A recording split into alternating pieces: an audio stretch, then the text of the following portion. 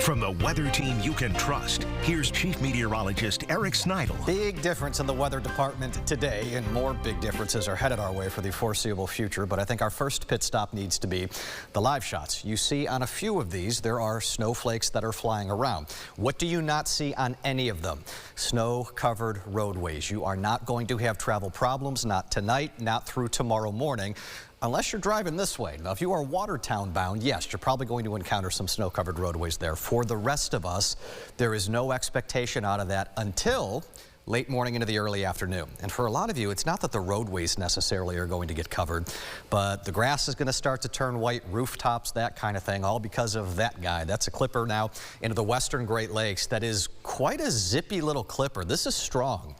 Typically, when we get these things to move through, they don't do much for us. And not that we're expecting a whole bunch of snow, we're not. But the low is deep enough and the air getting cold enough, especially behind it, this is going to justify some additional high wind gusts again tomorrow. So we did this yesterday. That was round one. Friday, late day into Friday night will be round two. Round three is waiting on us Sunday into Monday. And honestly, I think that map might look very similar to this one. Wind gusts around Rochester close to 50 miles per hour. We could be howling more like 60 miles per hour closer toward Buffalo. Usually with numbers like that, sporadic power outages in a couple branches coming down, but definitely not a high-end wind event by our standards, particularly in the month of March. Our partly cloudy sky that we are getting to enjoy the stars right now gives way to overcast conditions in the morning.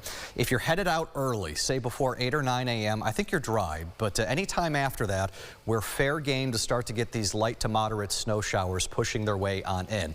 You know, there's a window here by lunchtime that snow is actually heavy for a time, but we're 33. We're coming off of multiple days in the 70s with a warm ground, and might I remind you, it's mid-March with a high sun angle. Those are all things that are going to make it difficult but not impossible for snow to briefly accumulate.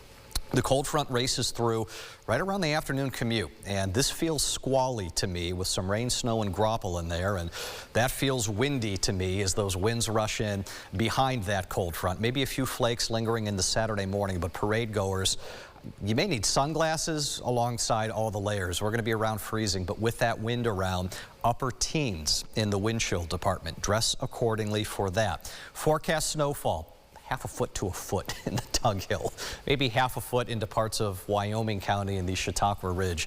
But for the rest of us that are not high elevations, again, all those factors and variables are going to be fighting against us. We could briefly pick up a sloppy inch or two, but especially on roads, I think it's going to have a hard time sticking there. We'll see how this goes. Bigger low going into Sunday and Monday. That's a favorable track climatologically for us to have some high winds. And look at what this could do based on that track. We could have temperatures in the 60s Monday afternoon, and then wind chills down near zero by Tuesday morning. That is about as dramatic of a difference as you're going to get in this part of the world, and it does stay chilly for the next few days from there.